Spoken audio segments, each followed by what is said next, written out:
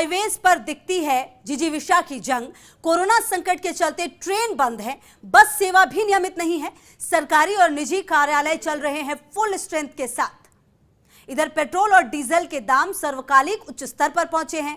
लोग अपनी ही दुपहिया व चार पहिया वाहनों से अप डाउन कर रहे हैं और हाईवेज पर दिखने लगा है दो पहिया वाहनों का सैलाब। ऐसे में सड़क दुर्घटनाओं की आशंका लगातार बढ़ रही है। और इसी खबर पर ज्यादा जानकारी के साथ हमारे सहयोगी निर्मल तिवारी जुड़ गए हैं। निर्मल, क्योंकि जो पेट्रोल डीजल है उसके दाम लगातार बढ़ रहे हैं, अब 80 के क्रॉस हो चुका है पेट्रोल और डीजल दोनों ही। ऐसे में जब हाईवेज पर अपनी गाड़ियां दिख रही हैं लोगों की, किस तरह की स्थिति दिख रही है लॉकडाउन से पहले, अनलॉक 1-2 के बाद अब?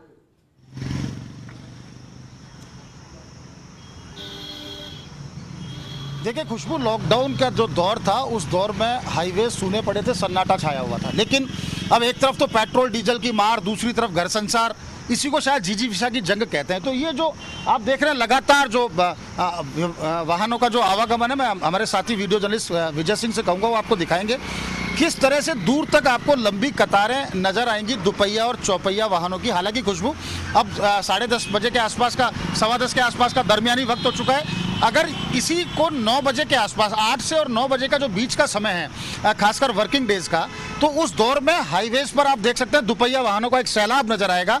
इसके पीछे सीधा कारण यह है कि ना तो ट्रेन चल रही है और जो बस की जो सेवाएं हैं वो भी बहुत सीमित हैं। ऐसे में फुल स्ट्रेंथ से सारे ऑफिस शुरू कर दिए गए, चाहे सरकारी ऑफिस हो चाहे निजी ऑफिस हो, वो फुल स्ट्रेंथ के साथ चल रहे हैं। तो ऐसे में जितने भी जो कर्मचारी हैं या जो अन्य जो लोग हैं वो अपने साधनों से ही अप डाउन कर रहे हैं, खासकर दुपहिया वाहनों से और चौपहिया वाहनों से। किसी समय हाईवेज के ऊपर स्थिति ये थी, आज से 3 महीने पहले इक्का दुक्का मोटरसाइकिल या दुपहिया वाहन दिखते थे। आज चौपहिया वाहनों से ज़्यादा दुपहिया वाहनों की तादाद दिखती है। आप देखेंगे वो लगातार आवागमन लोगों का जारी है। तो कहने का सीधे तौर पर मतलब यह है कि हाईवेज पे जो सड़क सुरक्षा है वो भी कहीं ना कहीं इस समय चुनौती बन गई है, क्योंकि आप लगातार जितने भी कार्यालय हैं, जितने भी कंपनीज है, जितनी भी ऑर्गेनाइजेशन है, वो अपने कर्मचारियों को ऑफिस बुला रही हैं ताकि ऑफिसेज को फुल स्ट्रेंथ पे चलाया जाए, और साधन कुछ है नहीं, तो लोग अपने ही साधनों से जा रहे हैं। इससे जो 2-3 चीज़ें निकल कर आई हैं, सबसे बड़ा बात यह है तो पेट्रोल और डीजल का कंजम्पशन है वो बहुत ज़्यादा बढ़ गया है। जो लॉकडाउन पीरियड के दौरान जो पॉल्यूशन की स्थिति थी वो एकदम कंट्रोल्ड थी। आज वापस से, आज राजधानी जयपुर की बात करें तो 153 था AQI। जोधपुर या जो प्रमुख शहर है उनकी सबकी हालात ये हैं। ये NH11 है जो आगरा से जयपुर को कनेक्ट करता है। तो यहाँ से जितने भी लोग हैं, खासकर दौसा की बात करें, बांदीकुई की बात करें, या अलवर से जो लोग आते हैं, राजगढ़ से आते हैं जयपुर, जिनको कर्मचारी जिनको जयपुर जाना है वो पहले ट्रेन से अप डाउन किया करते थे, अब वो हाईवेज के जरिए जा रहे हैं। तो सड़क सुरक्षा बड़ी चुनौती बन गई है। पेट्रोल डीजल का जो कंज्यूमशन है वो बढ़ा है।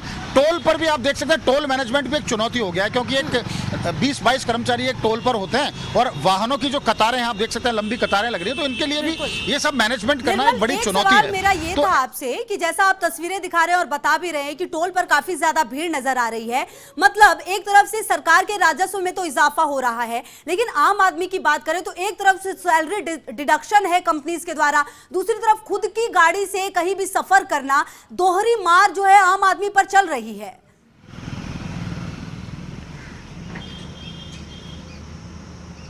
निश्चित तौर पर खुशबू, आपने बहुत अच्छा सवाल किया। ये NH11 जिस पे हम खड़े हैं, अगर यहाँ से कोई भी मेहंदीपुर बालाजी से, महुआ से, बांदीकुई से, सिकंदरा से, दौसा से जो जयपुर का सफ़र करेगा उसको 3 जगह टोल देना होता है। बाणगंगा पे स्टेट हाईवे का टोल, सिकंदरा का जो टोल प्लाजा है इस पे टोल देना होगा, उसके बाद राजा धोक पे देना होगा। यानी कि अगर वो अप डाउन कर रहा है तो 250 रुपये तो उसको अपने चौपहिया वाहन से उसको टोल ही देना है। उसके अलावा 1500 से 2000 का वो पेट्रोल या डीजल खर्च करेगा। तो एक आम आदमी जिसकी सैलरी 30 से 40 हज़ार रुपये है, वो 30-40 हज़ार रुपये तो सिर्फ अपनी नौकरी बचाने में इस समय खर्च कर रहा है, क्योंकि उसको पेट्रोल डीजल और टोल इसी का चुकारा करना है। तो निश्चित तौर पर एक बड़ी चुनौती है।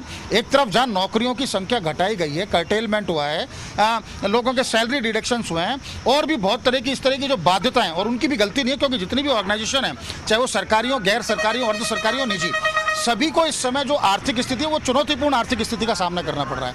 आर्थिक संसाधन है उनकी कमी से जूझना पड़ रहा है। तो ऐसे में भले ही उनकी इच्छा ना हो कि वो कर्मचारियों के वेतन में कटौती करें, कर्मचारियों का जो स्ट्रेंथ है उसको कर्टेल किया जाए, बावजूद करना पड़ रहा है। लेकिन ये जो दृश्य आप देख रहे हैं हाईवे पर, ये एक ऐसा कड़वा सच है जिसको समझना जरूरी है कि ऐसी आपदा के दौरान, खासकर कोविड-19 की बात करें, कोरोना संकट जैसी आपदा के बावजूद लोगों को अपनी जिजीविषा यानी अपने को जीने की जो जंग है, जिंदगी की जंग है, उसको लड़नी पड़ रही है, संसाधनों से जूझना पड़ रहा है। और ऐसी भीषण गर्मी, मानसून हालांकि आ चुका है लेकिन आप देख सकते हैं कितनी तीखी धूप यहाँ पर निकली हुई है। तो ऐसी भीषण गर्मी के बीच में दुपहिया वाहनों से छोटे छोटे बच्चों को अपनी गोद में बैठा के महिलाएं पीछे बैठी हैं, पुरुष गाड़ी चला कर लेके जा रहे हैं। यही हाल कमोबेश कार या उससे बड़े अगर वाहनों की बात करें उनका, तो निश्चित तौर पर एक चुनौती है। और जिजीविषा की जंग देखनी है इस समय, तो आपको हाईवेज पर उतर के देखना होगा कि कोरोना संकट का जो कड़वा सच है वो आपको हाईवेज पर नजर आएगा। खुशबू, बिल्कुल बिल्कुल, बहुत बहुत शुक्रिया निर्मल आपका इन तमाम जानकारियों के लिए।